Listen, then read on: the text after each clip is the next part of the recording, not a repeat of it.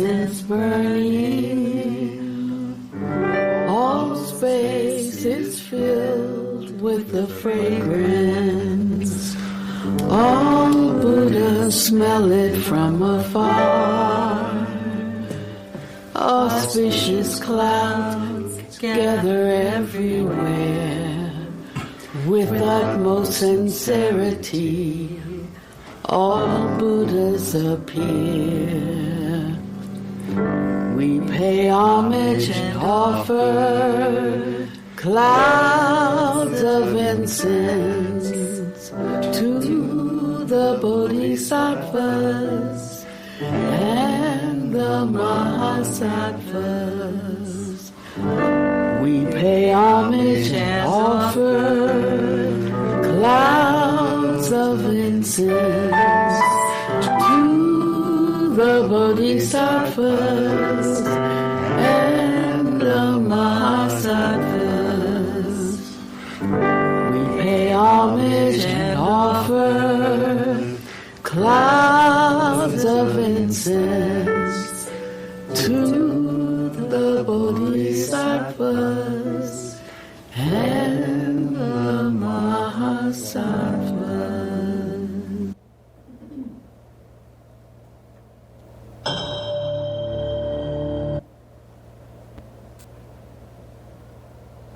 Thank you, David. All right, this is book study day. And we're working with the chapter on speech, right speech.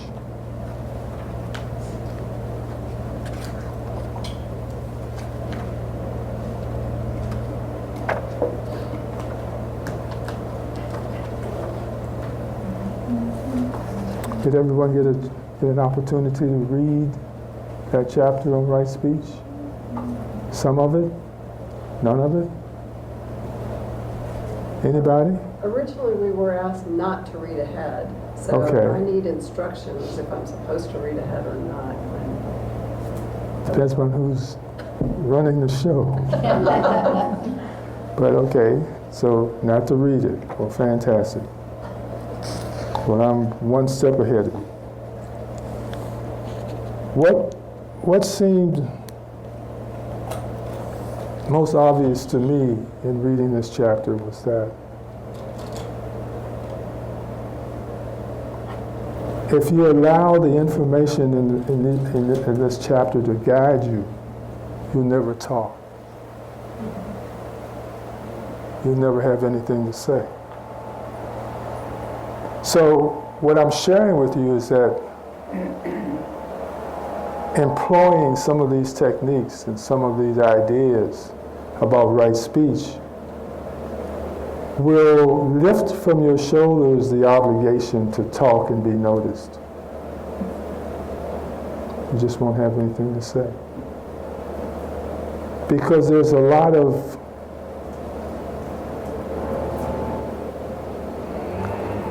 investigation required for right speech.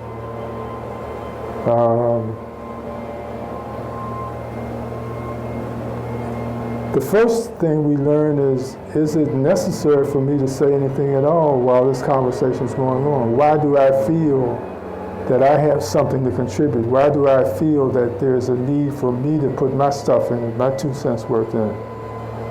That's the first question you ask yourself. Why am I driven to add to the conversation? Why don't I just listen, see what everyone else has to say? So that's one barrier or guide, if you will.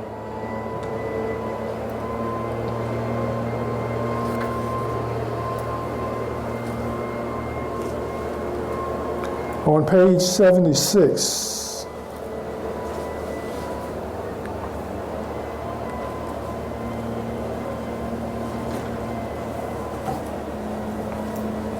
it gives us some guidelines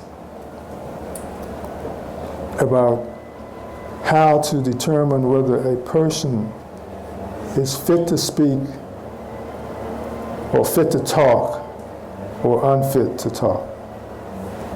This is 1, 2, 3, 4 paragraphs down. It says, it is in relation to talk, monks, that a person should understand as either fit to talk or unfit to talk. If this person is asked a question and he answers evasively, diverts the discussion to an irrelevant subject, and displays anger, hatred, and bitterness, in such case, this person is unfit to talk. Now, how many times have we started conversations or had differences of opinions with people and felt that we wanted to change their mind or they wanted to change our minds? And we saw this behavior in them or maybe in us. So it tells us that if we are in genuine conversation, it's okay, with someone, and they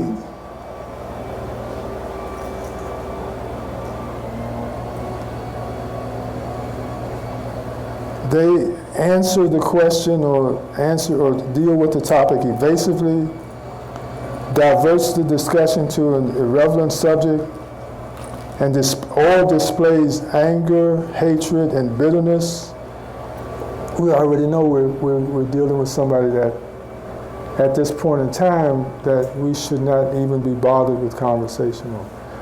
It's not about judgment. It's not about pushing away. It's just about lifting some of the frustration of communication.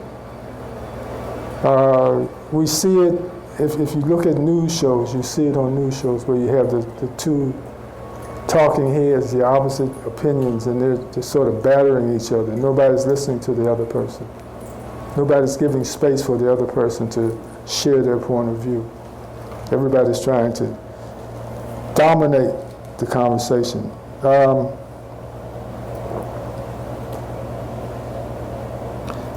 At the bottom of the page, 76, it says, this, monks, is the goal of talk, the goal of discussion, the goal of supporting condition,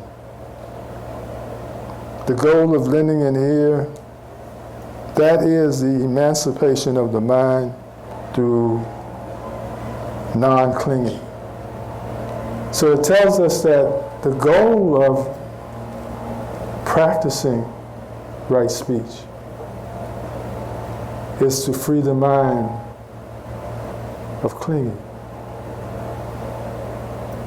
And the first obvious thing to me was, and I shared this with you in the beginning, that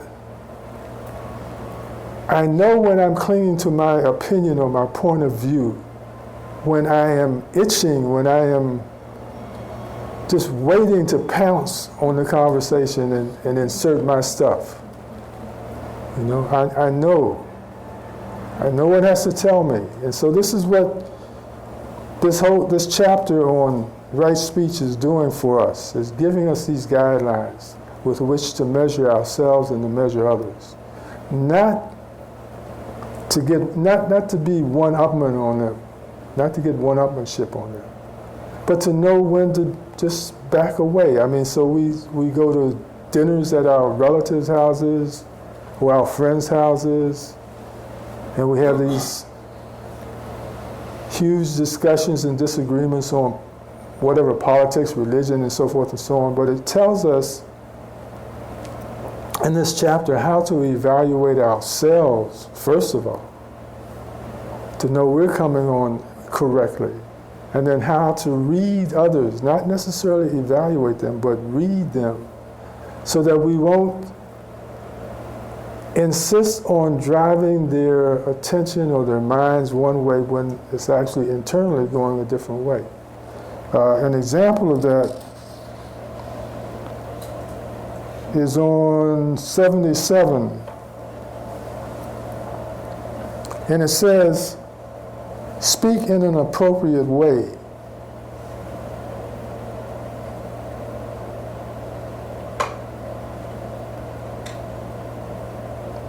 It says, a talk is wrongly addressed when having weighed one type of person against another,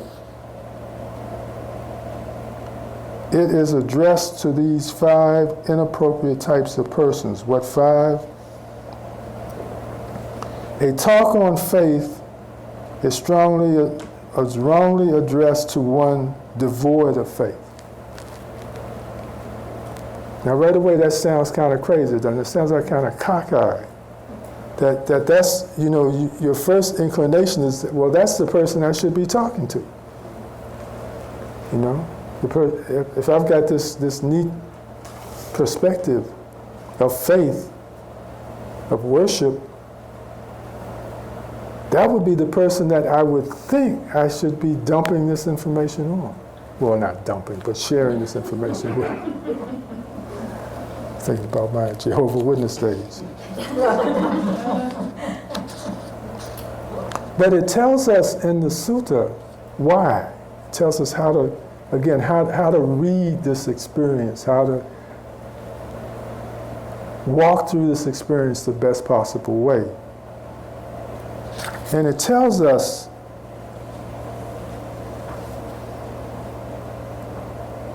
says, and why is a talk on faith wrongly addressed to one devoid of faith?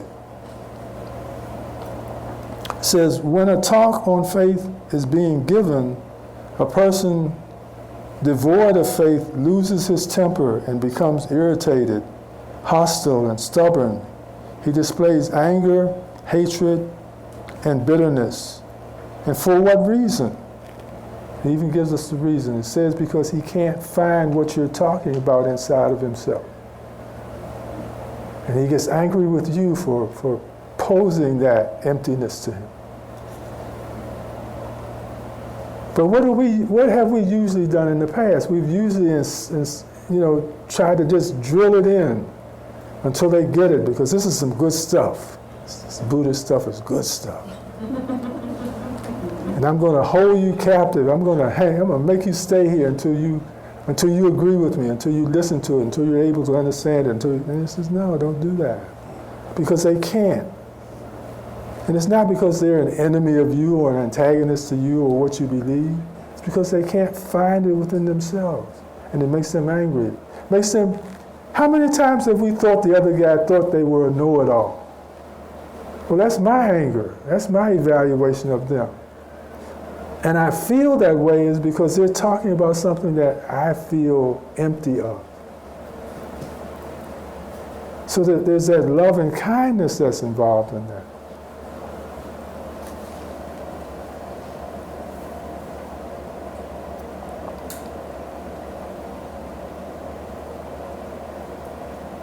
Why is that reason? Because he does not perceive that faith in himself and rejoice in it. He can't rejoice in the good news. He's angry that you know it and he doesn't. That you understand it and he doesn't. That you're growing from it. You come, well, I just went to church and we sang songs and I feel so good and I got the joy in me and I want to share it with you. Get away from me. I don't want to hear that. I don't want to hear that. I can't even be happy for you. Can't be happy for myself, I can't be happy for you.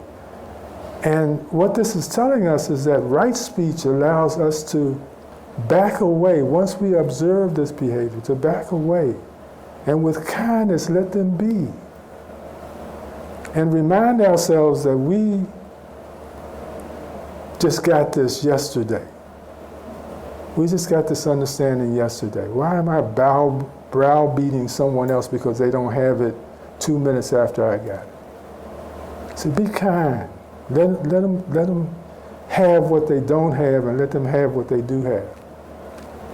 In time, they will remember that we broached this conversation and they might come and ask me something about it. They might, but I shouldn't have any problem if they don't. My problem should be if I harangue them and bother them and keep shaking their shoulder and telling them to pay attention and I've got something good to tell them. They can't hear it. It's not because they don't want to, it's they can't hear it because they can't find it. They can't have that, they don't have the perception of it because it isn't a part of who they are. Just can't get it. Okay?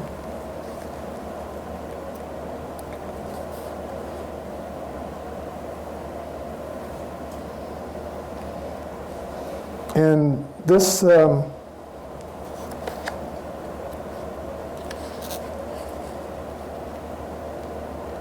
addresses some other subjects.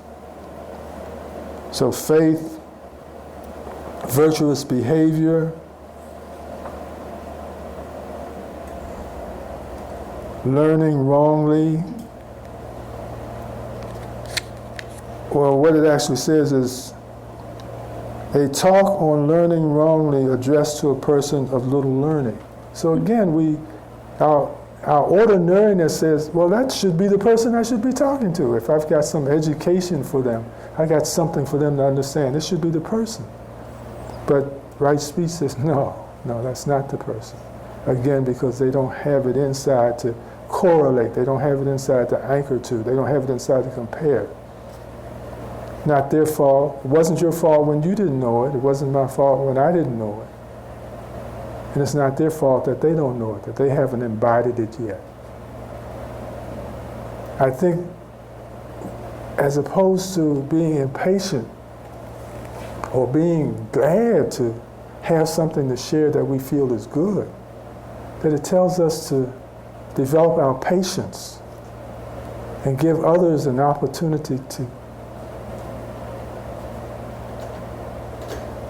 see with their own eyes, with their own minds. Bob, could you let Jim in, please?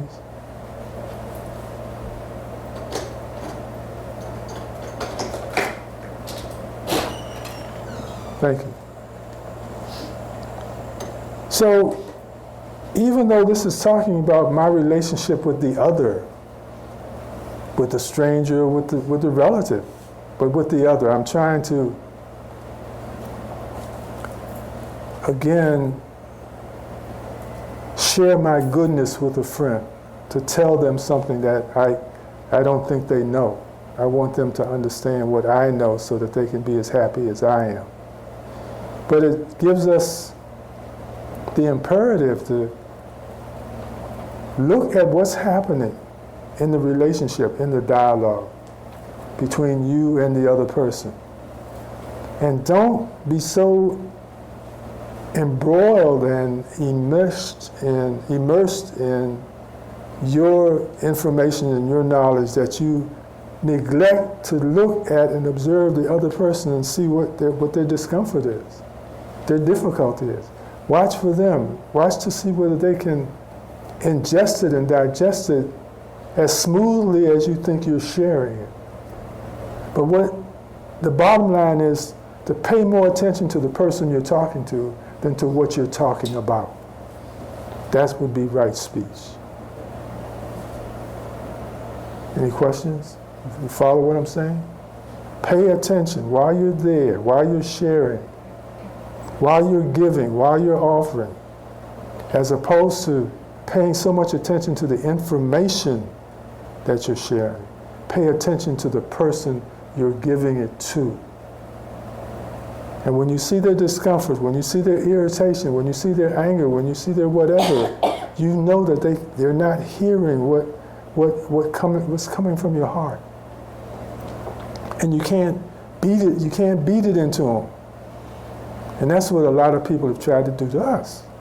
To take their point of view, to take their learning, to take their understanding of the world, and make us understand what it's all about. Make us agree that it's a good view.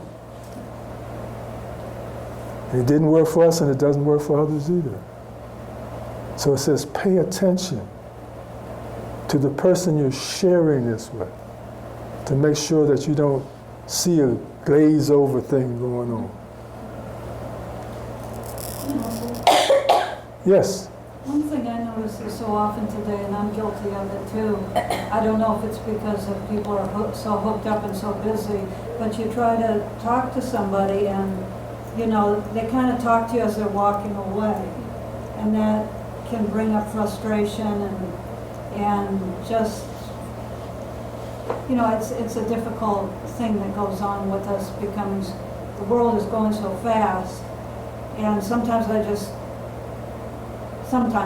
doesn't happen all the time by any means, just please stop, just stop. I'm only asking 2 minutes of your time. Look at me and talk to me. And I know I can do the same thing. Okay. But, okay, so as a practical application, what is this telling us to do, though? When our intention is to share goodness, good news, good information, something that we feel will be helpful to that person, right? Then we caught them, we're trying to share it with them, and they're walking away from the information. What does it tell us to do? Be patient. And? Let go. Yes. Because what are we really clinging to? We're clinging to the idea that I have this message to share with this person that's going to benefit them immensely. I'm clinging to a point of view. My view is this.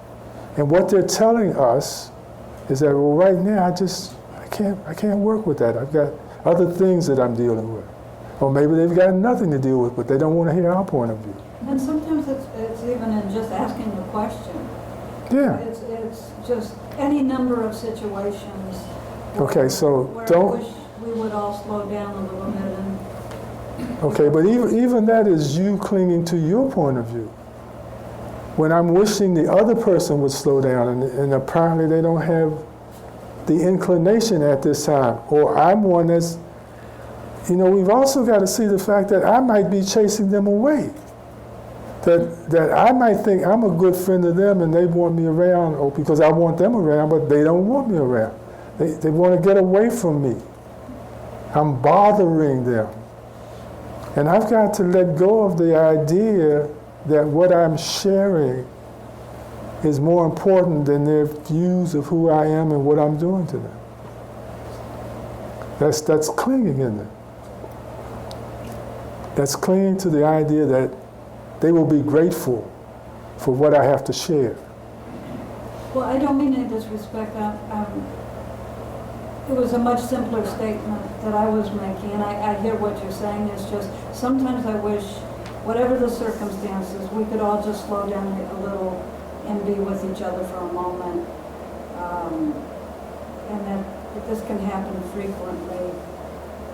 Even if I have a question or I have something to say, or just good morning, and we're all, does that make sense? But I still see what you're saying, that I am clinging, and that my responsibility is to work with my clinging. Mm-hmm.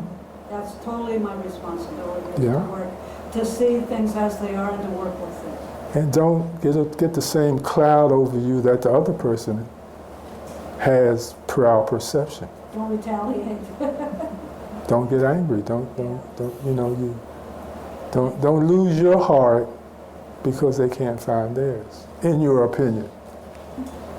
Right? Thank you. Yeah. Very helpful. It's all about our work, yes. I'm having this sense, I know I'm externalizing and I'm trying to watch, but I feel like there's this sense that they got Trump in the ring and they're ready to,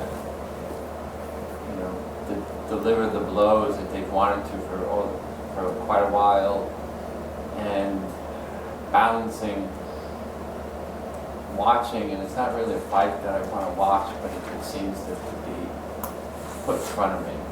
Okay. So in this chapter on right speech, there's a whole section in there about, I'll use the term bullying the other, denigrating the other,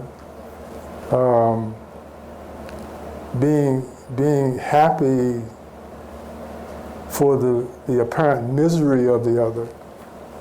Yeah? But it's saying that none of those things are reasons why we should have a conversation with anybody. How many times have we had that discussion with parents or people who were there to guide us through life, and we heard, "I told you so," and that's what we're getting now. That's what we're hearing now. People saying, "I told you so." I told you he was this. I told you she was that. And it's saying to us, never use conversation. Never use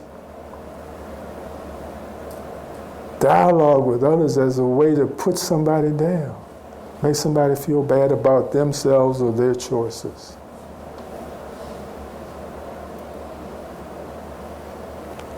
I'm saying to you, in reading all of the Noble Eightfold Path, and understanding all of the Noble Eightfold Path, but starting out with something as generic and universal as speech. And of course, it has nothing to do with talking about one God as opposed to another, blasphemy or all of this, taking God's name. It has nothing to do with that kind of speech.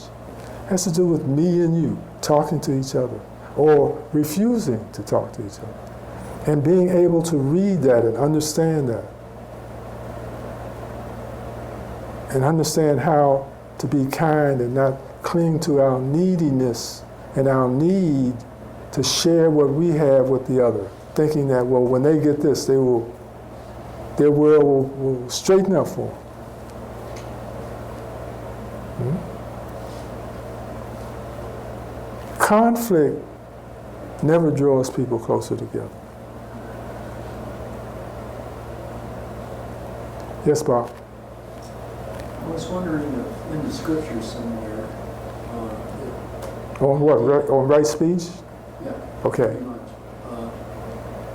if the idea of right listening was part of this whole picture. Yes, well, we're talking about right listening while we're talking about this. We're talking about being able to be connected, truly connected with the other that you're having dialogue with, so you can tell when what you're saying to them, no matter how great it is, how beautiful it might be, where it might get them, what they might achieve with this information.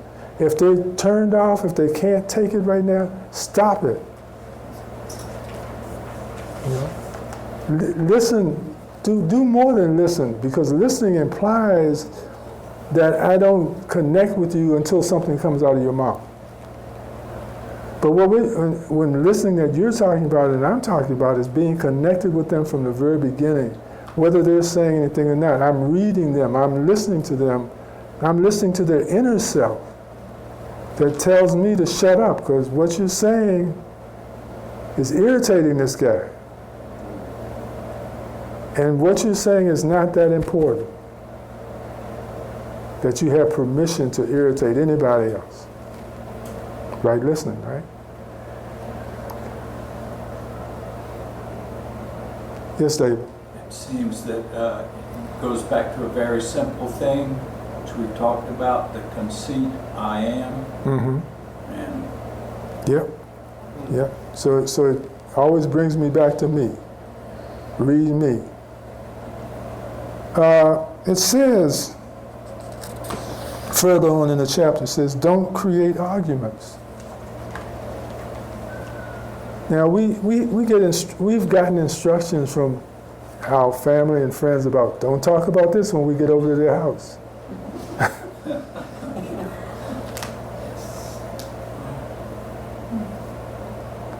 But when we get over there, we do it anyway, don't we? But it says this is not the reason for having the skill and the ability to converse with others. It's not to argue with them. It's not to change their minds and their point of view. And that's what we see on a lot of interactions between people nowadays. They're trying to change the other one's mind. They want them to see the world like they see the world. And again, this is clinging. Remember what I share when we talk about suffering, and I say to people, if you're suffering, you're not practicing. But what I also want to share is that your suffering is not caused by what's happening in the moment. It's not caused because so-and-so is talking about this and the other guy's talking about that. That's not why we're suffering. It's not because of anything that anyone else is doing. It's because of me clinging to something in this moment that's causing my suffering. It's not my pain, it's not my accident, it's not who I'm with, it's not any of those things.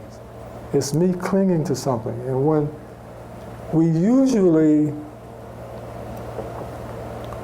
try to define the moment in a way that we can find the suffering in the moment, but the suffering is not in the moment, the suffering is in me because I'm holding on to something about the moment.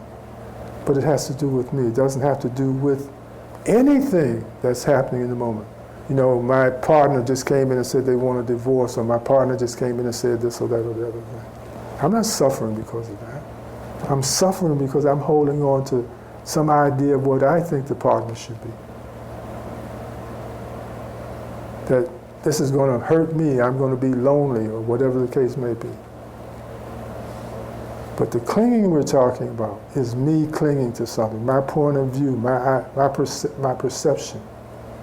That's why I'm suffering. And that's why you're suffering, if you're suffering. Now, if you're not, that's great, because that's what this is all about, how to walk on water. So don't create arguments.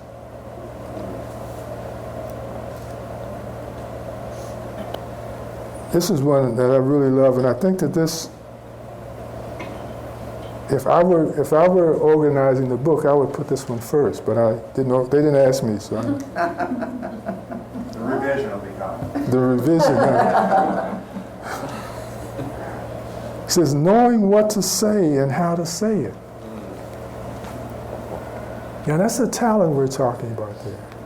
Knowing what to say and how to say it, but we also have to have the foundation. One of the conditions that allows us to have that kind of wisdom is the ability to connect with the person and to not bully the person into thinking what I think, but listening to what the person thinks. You know, I talk about, or I've talked about in the past when I've seen people express certain things, just this political scenario we have between who the president is now and who the president was before him. And I explain to people when they can't understand the joy and the conviction that certain groups of people have for Trump. And I said, don't you realize that we just went through the same thing the other way around? When we had groups of people with glee and expressions of happiness for Obama. Don't you know these people were suffering? And now it's the other way around. Well, one of the things that we have to understand, one of the things that we can pull up and understand is impermanence and change. And that when one thing is one way, the only guarantee we have is that it's going to change.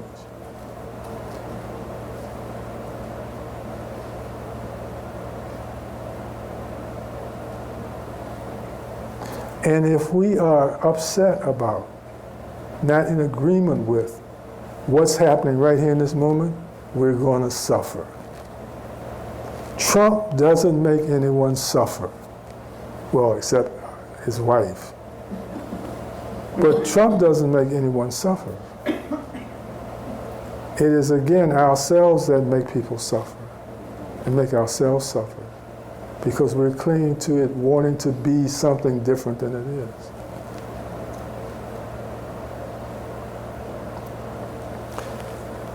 My advice, my suggestion is whenever you're suffering, in any of those manifestations of suffering, but what can we say? What would you say if I ask, throw the question out?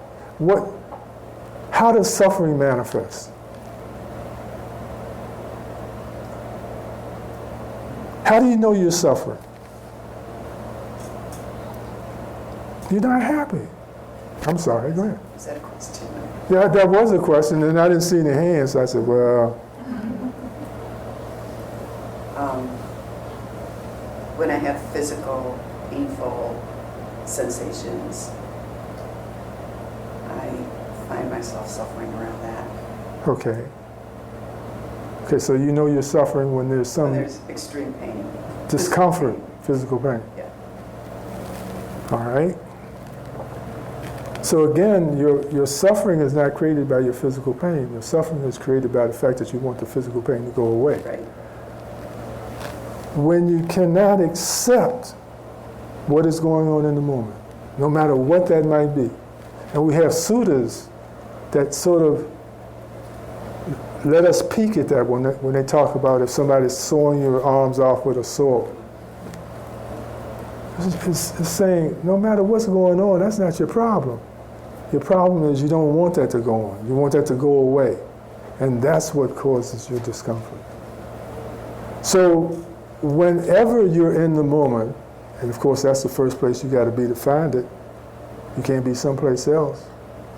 And get a letter, get a telegram, they don't send telegrams anymore. They send text, don't they? When you get a text,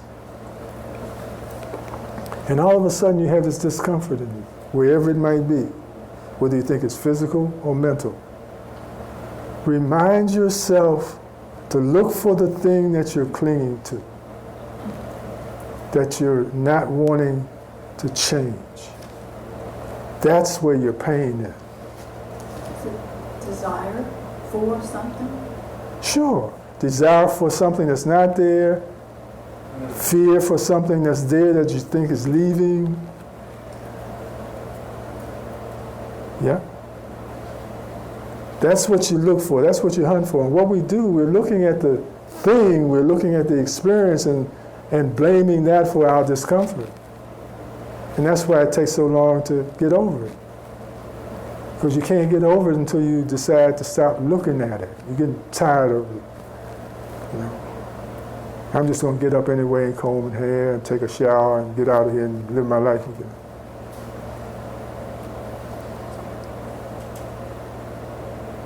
So once we find the right thing, find the thing that's causing us the problem and lay that down, then we have no problem. What we're saying is, I don't like this moment because it's not what I ordered. It wasn't what I asked for. It wasn't what I signed up for. I don't like this moment.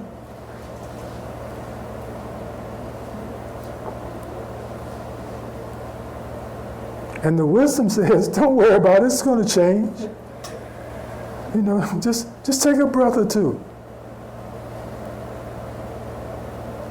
But when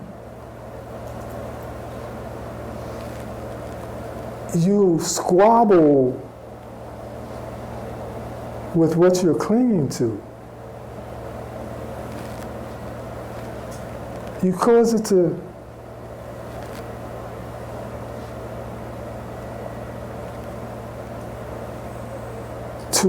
enhance itself, to enlarge itself. It grows. You are obsessed. When it's something that you're dealing with that you don't, that has, in your opinion, gone away and you didn't want it to, what do you do when you're thinking about that? You're obsessing. You're making the experience of the negative thing that happened to you to stay with you. It has no opportunity to slither away. You keep bringing it back and going, why me, and why you, and why did you do this, and why did you do that? You obsess on it. But that's clinging. If the person wants to go and you love them, call them a care. Help them, and let them. I love you. You want to do this? You want to go to Europe? You want to go to France? You want to go. Be happy. That's what love does. That's what we say it does when we say, you love me, and you're supposed to make me happy, right?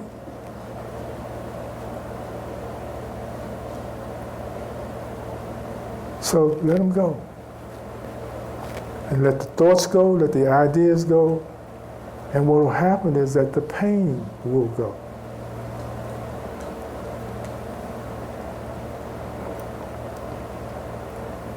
Because we're not holding on to it, we're not fixated to it, we're not obsessed by it anymore.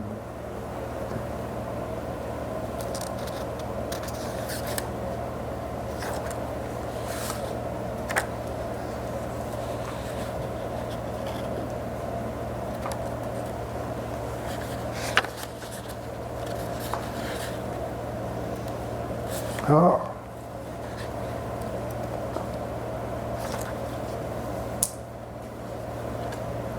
Now this instruction to know about knowing what to say and how to say it,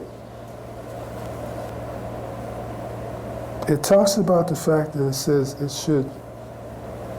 one should not utter covert speech, and one should not utter overt speech. And what was that, and why was that said? It says when one knows covert speech to be untrue, incorrect, unbeneficial, one should not utter it. When one knows covert true speech to be true, correct, and unbeneficial, one should not utter it. So even when we know it's true, if it's unbeneficial to the politics of the moment, you don't have to speak up. Well, I got to tell this, I got to say this. No, you don't. So again, when you have that argument, that brain argument, that heart argument, that soul argument about what you've got to say, ask yourself, why are you so wrapped up in having to say this? What fires are you trying to start in this mess? It's messy enough. What are you trying to do? Are you trying to help? That's not going to help. And see, that's the conversation that should be going on in our minds before we even stick our toe into the water. Until we offer or mail or email or text our opinion about what someone else should do. We should ask ourselves all of these questions. Is this the right thing to say? Am I the right person to say it? Is this the right time to say it? And by the time I ask myself all of those questions, I've forgotten what it was I was going to say. That's what I mean. It kind of cools you off, calms you down, and you let the moment go. So, read. Now we have permission. Read. So that one or the next one? This chapter. No, this one. This one. I want to hear what you have to say about this. The only reason I'm up here talking is because nobody else is talking. When I understand, I believe this concept, but what I am looking for when it's not my time to speak is, but a conversation is what kind of questions that are open to ask so I can understand better. I'm not sure I understand your question. You have you and another person, not Brian, but somebody else. Somebody else, because he's going to agree with you. He's smart. So you're sitting at a table drinking coffee. Now, what's happening? Well, if somebody is upset about something, instead of, how the kind of questions that are, for me, I guess what comes to mind, a different way to put it is, it says, what page are you on? I'm on 81. So Okay. If it's not going to be beneficial, don't utter it, even if it's true and stuff. So where does the wisdom come from to know when I'm the person to say it, when it's the right time, when it's the right thing? Doesn't it tell us right here? It says if it's unbeneficial, we don't say it no matter who I am and no matter whether it's true or not. When do you know it's beneficial? Oh, okay, so, but when one knows overt speech to be true, correct, and beneficial, one may utter it knowing the time to do so. So it not only suggests to me what I'm holding to my breast that I want to share, but it's saying, ask yourself this final question. Is it time to? And what we are doing and learning through all of these practices is tapping into intuition so that we will, in other words, we on one level of existence ask the question, we ask the question, how will I know what time to utter it? And my answer to that is, you will know. Trust the process.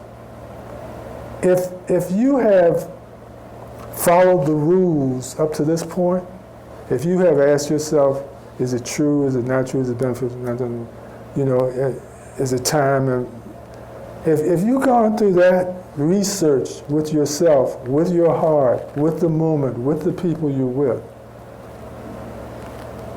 the answers that you don't have, you will have. And if you go through this process and you don't have it yet, that's an answer too, right? So, well, gee, I really want to let this go. I really want everybody to know this, but I haven't gotten the okay yet from the invisible.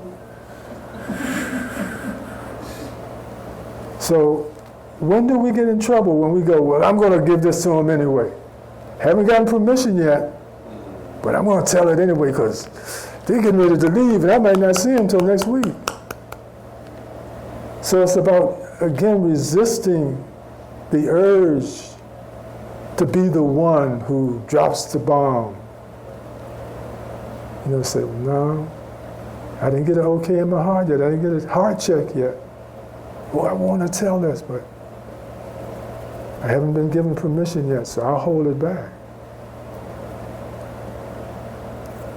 Good question. Yes? So the other day, having a conversation, three of us, regarding something here, Mm-hmm. we're really doing a good job, and suddenly the conversation went over here, Mm-hmm. with nothing to do with what was over here. Mm-hmm. And that is an easy thing to do, to slide into those rabbit holes. And to be able to say at that point, that's a different conversation, and we hold that. And so I often see that we are doing a conversation or engage in something, and that leads us into something that may or may not have The relevance. the relevance or the time to be able to add that piece in. Mm-hmm. And then suddenly you're there, and then you're down that piece, and then you're down, and then it gets all wrapped up. And so Mm-hmm. being able to pause and notice, wow, because that's something to talk about. Mm-hmm.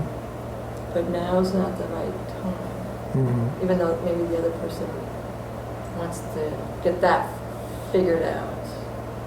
So I guess I'm making a comment and just wondering out loud about that. If I can say to the group, the rest of the people at the table, can we put a pin in that?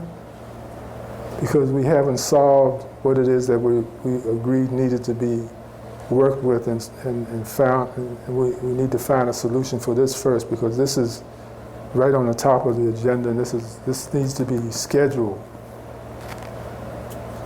And to say it not with recrimination, hey, we're off topic, we got to get back, but just to say, well, let's finish this first, and then we'll talk about that. But and you can always blame it on Pannadipa. Pannadipa said this is the most important thing to do. I'm just following orders, guys.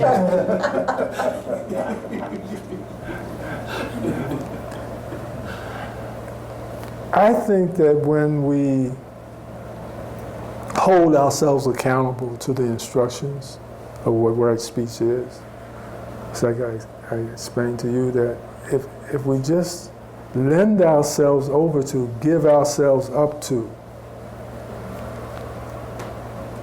doing the, I won't say right thing, but the right thing, that it'll all work out. Because our intention drives everything else on this level. It is our intention that drives and steers and energizes all that we do and all that happens to us in our life, in our world, in our reality. You know, why did I say this in the first place? Why did I do this in the first place? Why did I go over this person's house in the first place? Why are they my friend in the first place? All of those things tie into intention. And if my intention is honorable in all respects, that I just want the best for everybody, you know, for everything and everybody, I just want everybody to have love, that will work itself out. As long as I follow some guidance, as long as I keep myself in place, as long as I don't start a fire, as long as, to the best of my ability, I remember and remind myself to follow certain rules and ideas and ideologies, that everything else, I don't believe that any one person has to put everything on their shoulders and carry it. I think that's a part of the problem that we have, that one person thinks they have to do it all.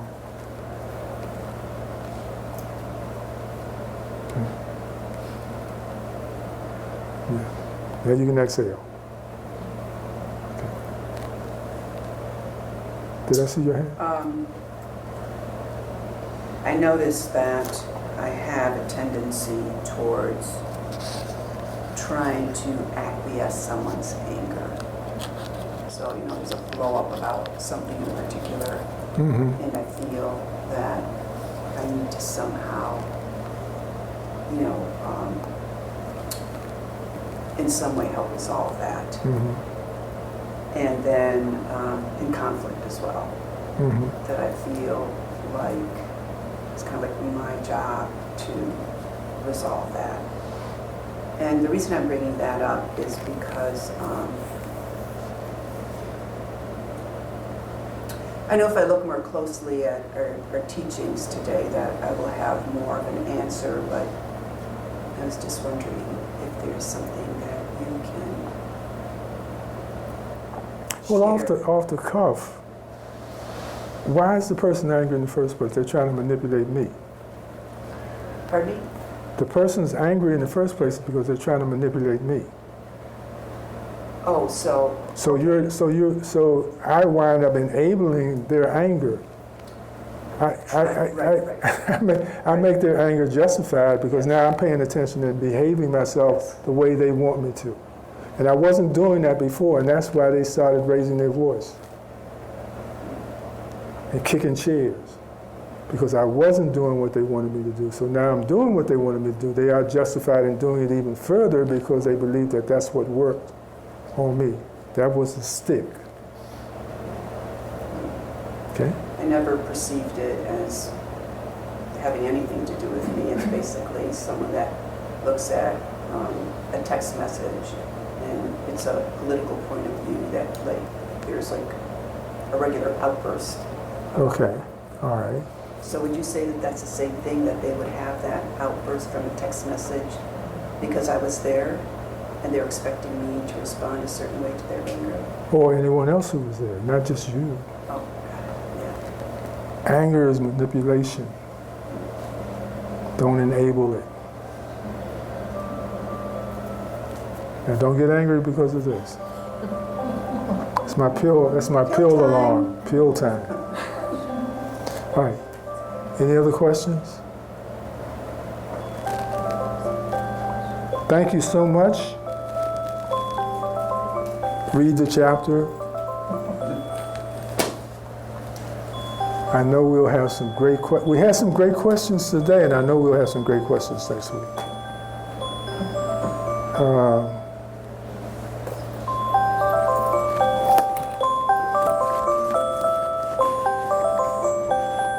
Thank you for your support. Have learned how to do that.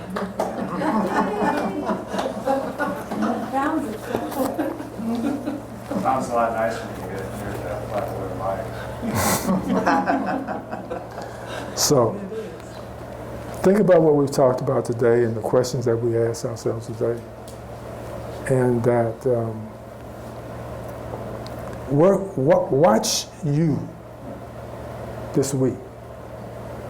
Watch you this week as you interact with, have relationship with others, and have dialogue with others based on right speech. And you, it's amazing. It really is. It's amazing. So, smile at a stranger. Be free of suffering. Be free of agitation. And everything's going to be fine. Everything's going to be fine. The world and the cosmos is collapsing or expanding. And remember, that's just, breathing out. And it's going to breathe in because that's the way everything works. So, we'll get another chance the next go round. If it doesn't work for you this time, it's just great stuff. We never go away. We just keep coming back. It's not so great. Thank you so much. Enjoy the day.